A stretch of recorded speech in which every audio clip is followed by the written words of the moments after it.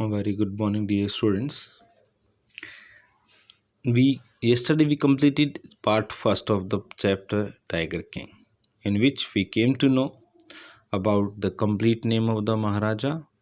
Okay, and what did the astrologer speak about the future of the prince, and what did the prince speak on being only of 10 days.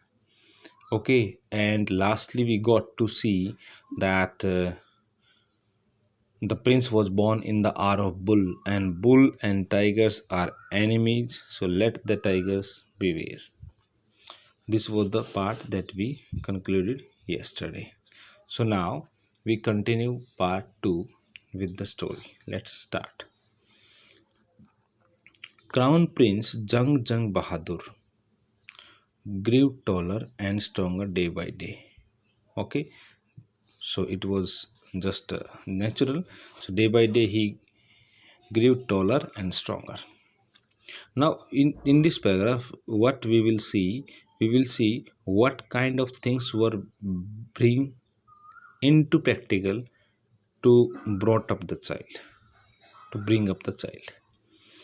No other miracle marked his childhood days apart from the event already described means his death described. The boy drank the milk of an English cow. This man, Prince Jung Jung Bahadur, drank the milk of English cow. Okay, was brought up by an English nanny. Nanny means caretaker. Fine. See, English cow, English nanny, and tutored in English by an Englishman. And he was giving education by an Englishman. Saw nothing, watched nothing but English films. Okay, exactly as the crown princes of all other Indian states did. Okay, it was just royal standard to get all the things of English, like English cow, English nanny, English teacher, English movies. Okay, all these things. Then when he came of age at 20, the state which had been with the court of wards until then came into in his hands. It means after following all these good royal standard in his brought up at the age of 20, the prince became the Maharaja of the state. Until then it was under the court of wards. Okay, but everyone in the kingdom remembered the astrologer's prediction. What was the astrologer's prediction? Let tigers beware. Okay, the death of the prince would come from a tiger. That was the prediction. Many continued to discuss. What they continued to discuss? The same prediction given by the astrologers. The matter slowly it came to the Maharaja's ears, and then this news came to Maharaja's ears. The Maharaja got to know that what was the news. And what was the news, dear children? That the death of the Maharaja of the Pratibandhupuram would come from a tiger. That was the news, and it came in the ear of the Maharaja. Okay, there were innumerable forests in the Pratibandhupuram state. There were so many forests. They had tigers in them, and of course, while century was there, that's why tigers were there. The Maharaja knew the old saying, "You may kill even a cow in self-defense." The Maharaja remembers this quotation. What? That if you feel danger from a cow, you can kill that cow in your self-defense. There could certainly be no objection to killing tigers in self-defense. Okay, so there would be no objection in killing tigers in your own defense. Okay, the Maharaja started out on tiger hunt, and by thinking so, the Maharaja started tiger hunting.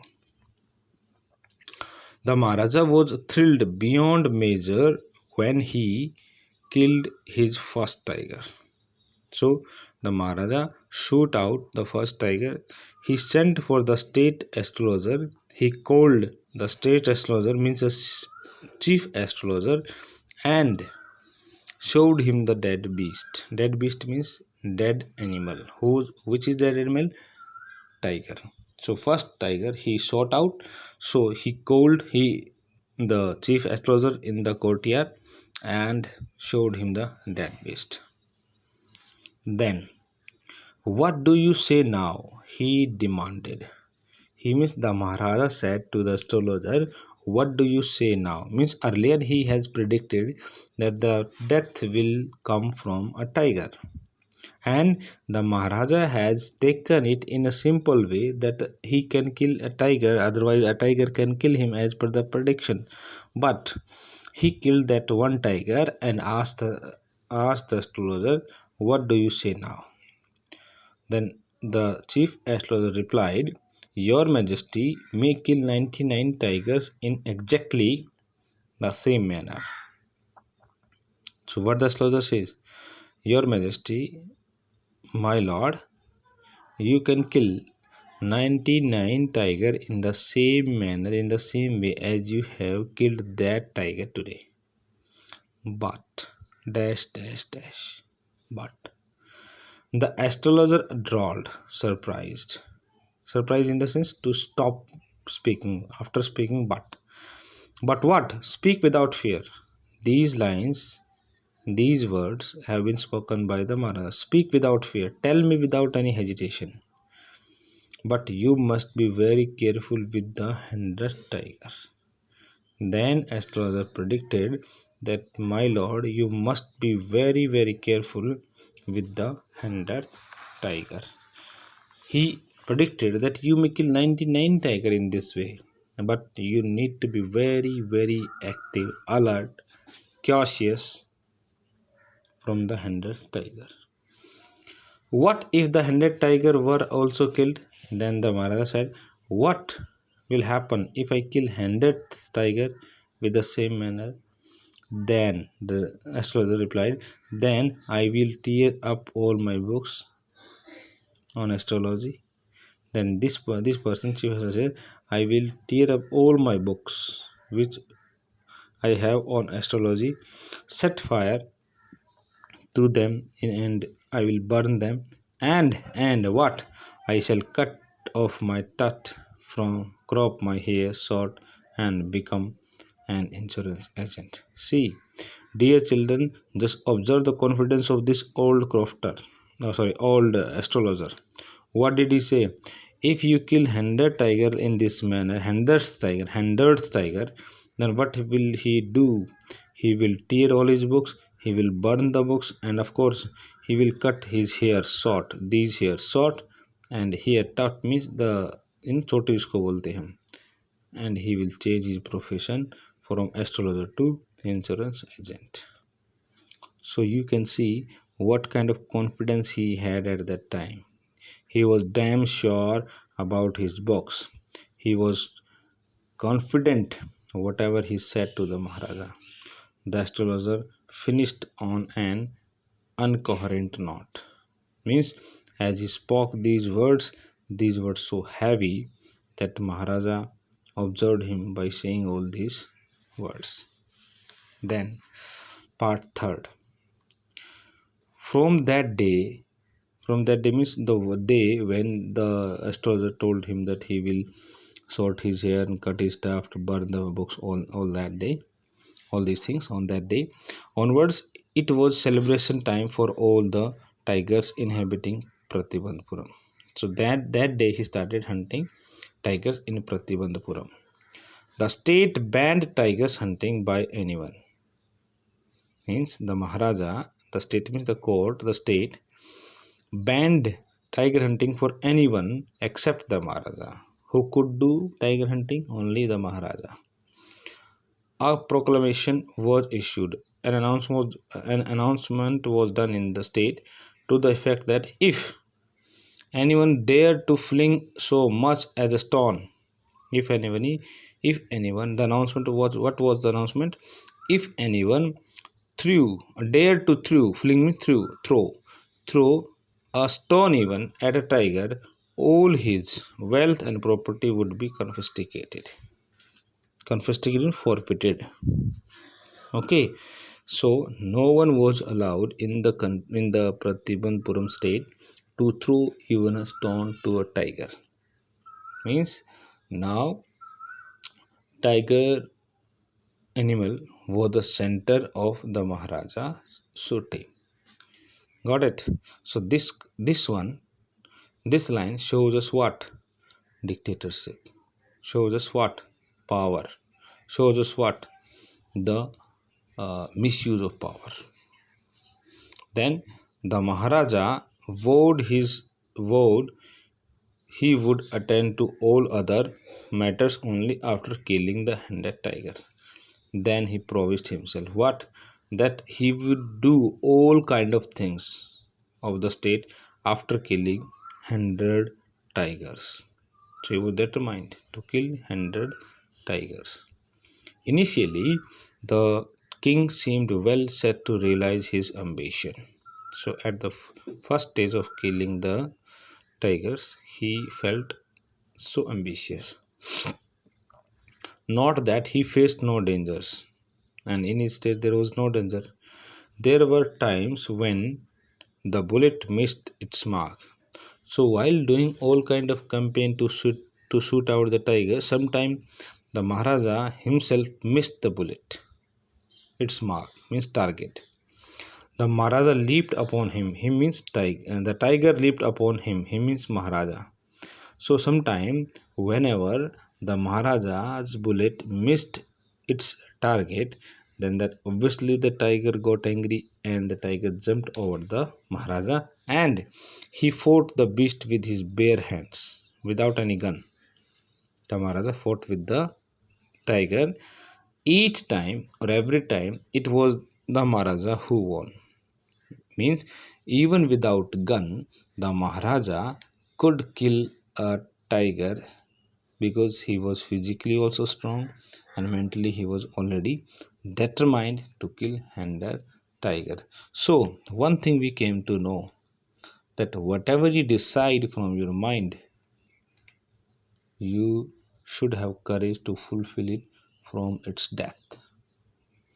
Okay, and as we discussed in the beginning of the chapter, that this chapter brings out the drawbacks of the people who are in power, but on the other hand it also shows that some people, they also showed their bravery without any power. So like in this part we got to see that whenever the Maharaja's bullet missed its target, it was Maharajas who fought with the tiger without any gun, and he every time became winner. Then at another time he was in danger of losing his throne. Now the second time he was in danger of losing his kingdom. Like a high ranking British officer visited Pratibandpuram. At that time Britishers were there in India. So a high ranking British officer came to Pratibandpuram. He was very fond of hunting tigers. His main passion was hunting tiger and fonder of being photographed with the tigers he had shot. And what was his thing or his dream? To click photograph with the dead body of the tiger that he shot out. As usual, he wished to hunt tigers in Pratibandpuram. So he came to Pratibandpuram to shoot up tigers. But the Maharaja was firm in his resolve. Resolve means resolution, his wish. Firm means stirred, fixed, determined. He refused permission. What was the permission? To shoot out tigers in Pratibandpuram by a high-ranking officer. He refused permission, and then he said to the English professor, British officer, what? I can organize any other hunt. I can manage any other hunting for you, British officer. uh, you may go on boar. Boar means bear. Boar hunting. You may conduct a mouse hunting. We are ready for a mosquito hunting, but tiger hunting, that's impossible. See, my dear children, directly the Maharaja refused to the high-ranking British officer, and it would be a great loss for losing the kingdom Pratibandhupuram. But he refused. He did not give permission to the British officer, even though he asked him to go for mosquito hunting, boar hunting, and mouse hunting. The British officer's secretary sent word to the Maharaja through the Diwan. So British officer secretary sent his message through Diwan to the Maharaja that Durai himself did not have to kill the tigers. Means this person himself does not want to kill the tiger. This British officer, Durai means this British officer. The Maharaja could do the actual killing, means the Maharaja can shoot out the tiger. What was important to the Durai? What was important to the British officer was a photograph of himself holding the gun and standing over the tiger's carcass. Carcass means dead body. So what was important for high-ranking British officer? To click photograph having a gun in his hand and sitting beside the dead body of the tiger.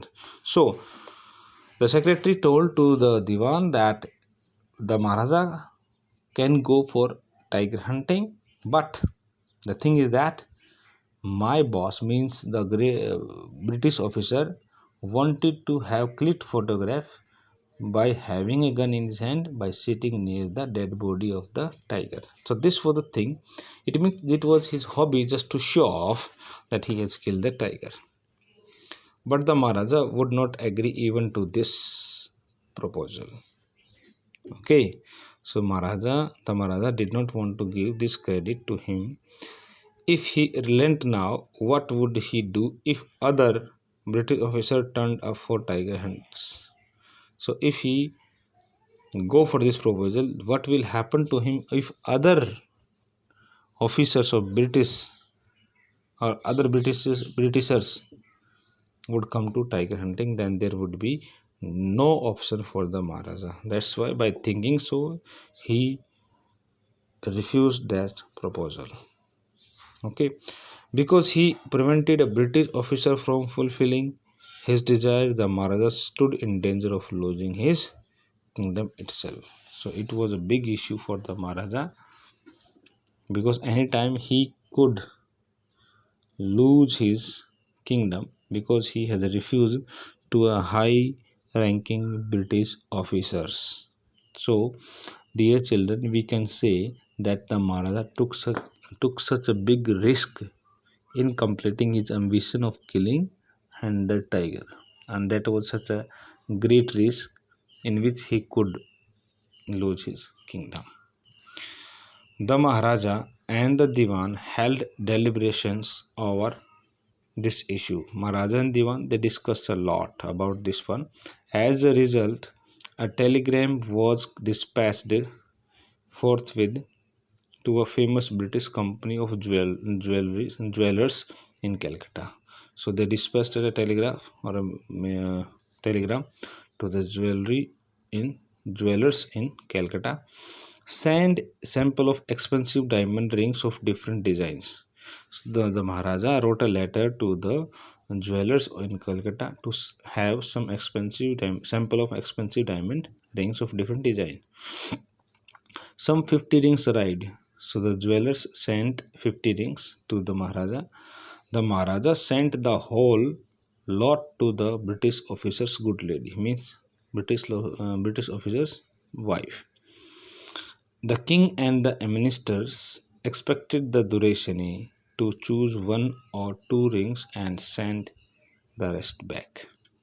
Means the king and the ministers, they wanted that the wife of the British officer can take one or two the diamond ring out of 50 and send the rest back to the Maharaja.